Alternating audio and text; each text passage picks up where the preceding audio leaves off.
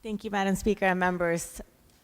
We've had a lengthy debate today, and we had a lot of passion from our colleague from Nicholas and our colleague from Visalia talking about the fear that we're going to see in the future in our communities.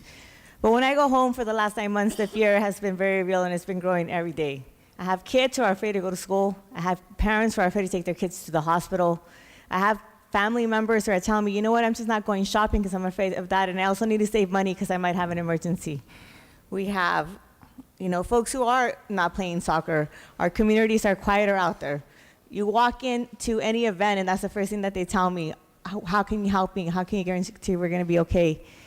As an advocate for women out there, we heard the statistics from my colleague from San Francisco, talking about how women aren't coming forward, victims of sexual assault and domestic violence, because they're afraid to go to the courts or they're afraid to go to law enforcement. So we are not waiting for a hypothetical fear. We're living in that fear today. And when I go home, that's a very real reality that I have to deal with on a regular basis with my neighbors, with my own family out there. As a daughter of immigrants, it breaks my heart that we have families now living through what my parents lived through in the 80s, with deportations, with my dad being part of those raids, with me having to wait at the border to see if he could get across finally.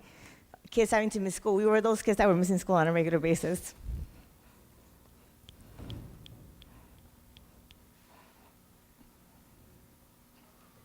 And so I think it's disingenuous to say that this is political, that this is about fear-mongering, because the fear-mongering is not from us who are supporting this bill. It's coming from the other sides, and this is a reaction to have to protect those families. And so on behalf of those families, on behalf of our victims, I want to make sure they feel safe, that they are told, you know what, it's okay to go to the court. It's okay to go to law enforcement. It's okay for you to report that sexual assault.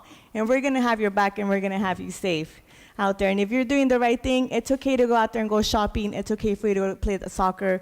It's okay for you to go to school. And please, if your kids are sick, take them to the hospital, because the last thing we need is to get other people sick out there.